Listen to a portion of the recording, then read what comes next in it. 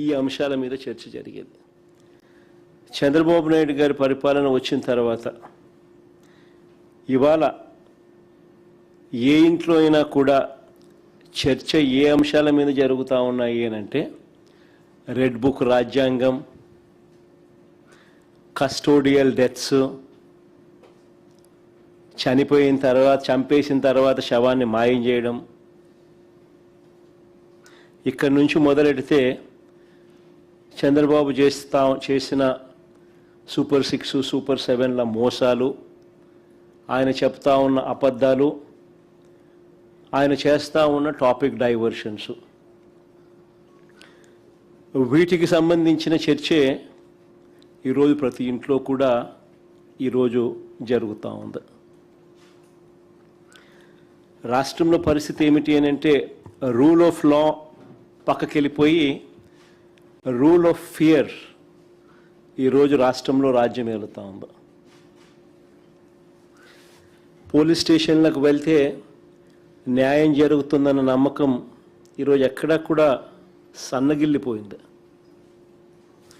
ఈరోజు రాష్ట్ర ప్రజల పరిస్థితి ఏమిటి అని అంటే పోలీస్ స్టేషన్లకు పోవాలంటే భయపడే పరిస్థితిలోకి ఈరోజు రాష్ట్ర ప్రజలు వచ్చిన పరిస్థితులు ఈరోజు రాష్ట్రంలో కనిపిస్తూ ఉన్నాయి.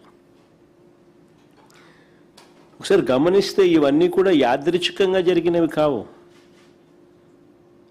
ఈ పరిస్థితి ఈ మాదిరిగా తయారైంది. ఈ మాదిరిగా పరిస్థితి తయారు కావడానికి కారణం ఏమిటి అని అంటే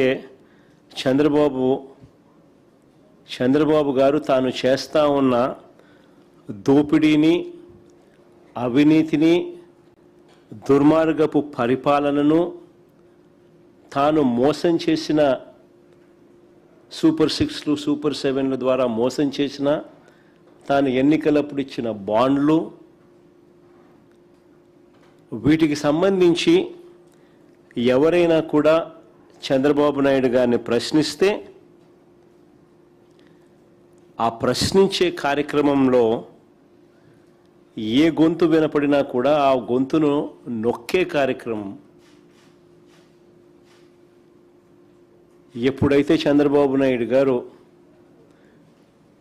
చట్టాన్ని, పోలీస్ వ్యవస్థని తన చేతుల్లోకి తీసుకుని ఎవరైనా కూడా తనను ప్రశ్నిస్తే,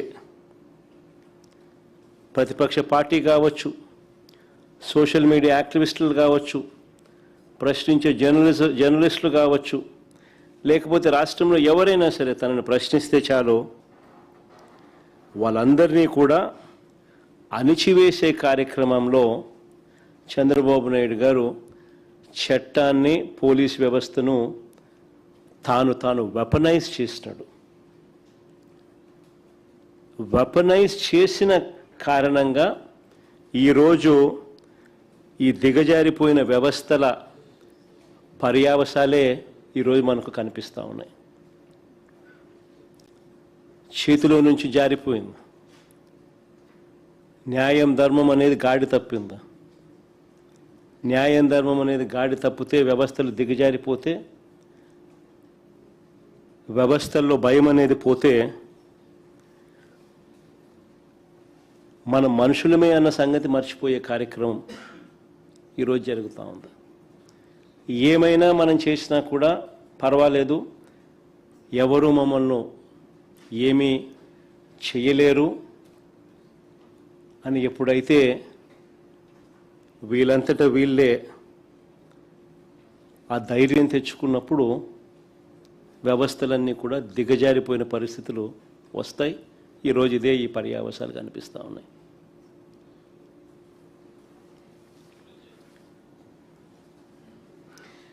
విజయవాడలో మొన్న జరిగిన సాయి కృష్ణ కేసు తీసుకున్నా,